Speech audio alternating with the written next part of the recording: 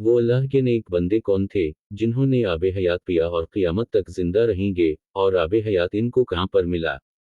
आप वली तो बिलयकीन हैं, आपकी नबूवत में इख्तिलाफ है। आपके लक़ब खिज़र की वजह हदीस में ये बयान की जाती है कि आप जहाँ बैठते या नमाज पढ़ते हैं, वहाँ अगर घास खुशक हो तो सब्ज हो जाती है। आपका ज़माना ज़ुल्करनैन बादशाह का ज़माना है। ज़ुल्करनैन जिनका ज़िक्र कुरान मजीद की सूरत कहफ में है। ज़ुल्करनैन का नाम सिकंदर है। ये हज़रत खिज़र अलैहिस्सलाम के खालाजाद भाई हैं।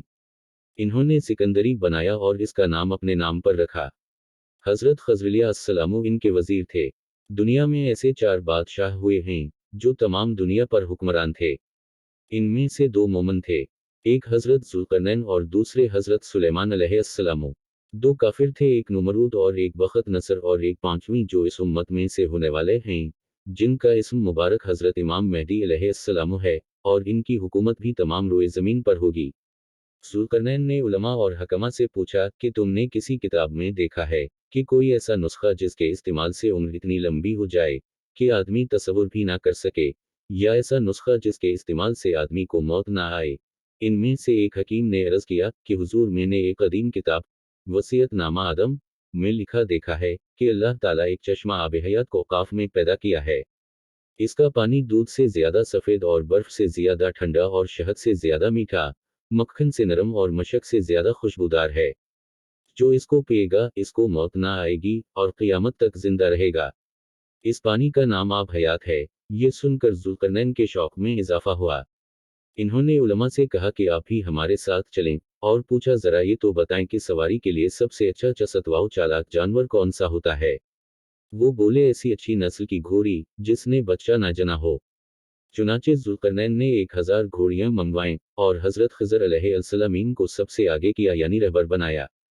फिर उलमा व हकमा से पूछा कि वो वहां पहुंचने के बाद अगर इस जगह जैसा कि उलमा ने बताया था अंधेरा हुआ तो क्या करेंगे। हकमा हमजा और उलमा ने कहा कि ऐसा करें कि शाही खजाने से लल व गौहर ले लें, अगर अंधेरा हुआ तो इसकी रोशनी में आगे बढ़ेंगे।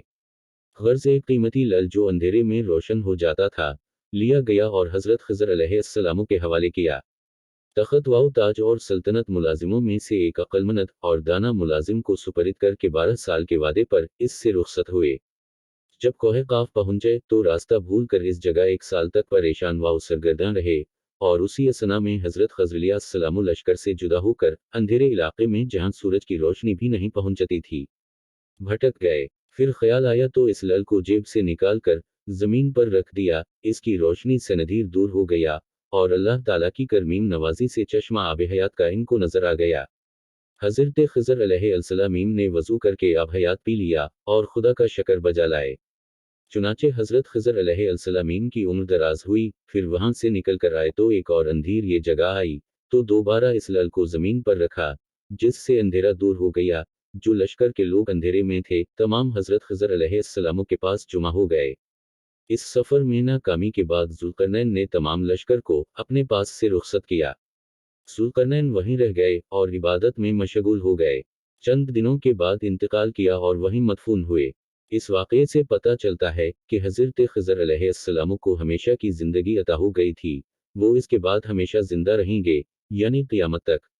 लेकिन तारीख़ या हदीस में ऐसा कोई वाक़या नहीं मिलता जिससे ये साबित हो कि आपके साथ ज़ुल्करनैन के बाद से हज़रत मूसा अलैहिस्सलाम के वाक़ये तक, जिसका ज़िक्र कुरान मजीद में है, किया खाला या आप किया करते रहे। जैसा कि मशहूर है कि आप भटके हुए लोगों की रहनुमाई का फरीज़ा अंजाम देते हैं और परेशान हालों की मदद करते हैं। अलबत्ता मूसा अलैहिस्सलाम को नबूवत अता होने और फिर उनके गिरक़ होने के बाद हज़रत खिज़र अलैहिस्सलाम का हज़रत मूसा अलैहिस्सलाम को तालीम देने के लिए हुक्म ख़दांदी होने का वाक़या कुरान मजीद में तफ़सील से मज़कूर है, जिसकी तशरीह रसूल अल्लाह सल्लल्लाहु अलैहि वसल्लम की कई हदीस में बड़ी तफ़सील से बयान